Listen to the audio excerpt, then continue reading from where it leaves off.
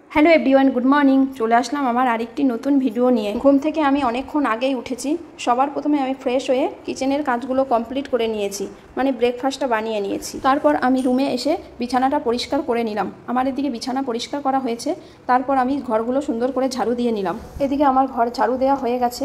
আর বাড়িতে যেহেতু কাজ চলছে, প্রচুর ধুলো, তাই সমস্ত কিছু একটু পরিষ্কার করে নিচ্ছি। রুমগুলোতে যত জিনিসপত্র আছে সব পরিষ্কার করে নিয়েছি। এখন এসে ডাইনিং রুমের ফটোগুলো মুছে নিলাম। তারপর আমি গ্যারেজের ওপরের রুমটায় চলে আসলাম। কালকে রাতে কিছু জামা কাপড় প্রেস করা হয়েছিল, তো প্রেসটা সমস্ত কিছু বিছানো ছিল, তো সেগুলো গুছিয়ে রাখলাম। আর মিস্ত্রিরা যেহেতু 9টা বাজলে এসে যাবে, তো আমি ঘরটা পরিষ্কার করে দরজাটা বন্ধ করে চলে আসলাম নিচে। আর এখন যেহেতু বাড়িতে কাজ চলছে, তো বেশিরভাগ রুমেরই জানলা দরজা বন্ধ করে রাখা হয়, প্রচুর পরিমাণে ধুলো হয়। তারপর এসে আমি নিচে টিভিটাও একটু পরিষ্কার করে নিলাম, আর সাথে মাইক্রোওভেনটাও একটু পরিষ্কার করে ওর উপরে যে থালপোস্টটা লাগাই সেটাও রেখে দিলাম।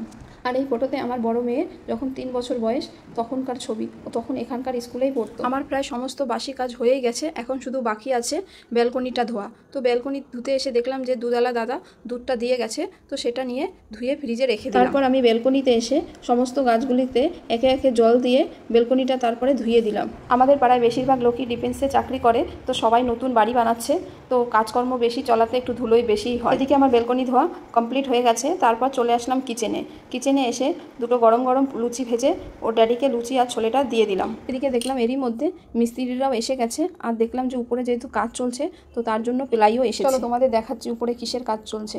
এই যে কিচেনে মডুলার কিচেন বানছে। আগে তো আমাদের ফল সিলিংয়ের কাজটা হয়ে গেছে, তো এখন কিচেনের কাজটা চলছে। আর যেহেতু ছুটি বেশি দিনে থাকে না, তো একসাথে অনেকগুলো কাজ করাতে হয়, এই জন্য এদিকে উপরে ছাদের চিপিংটাও করা হচ্ছে।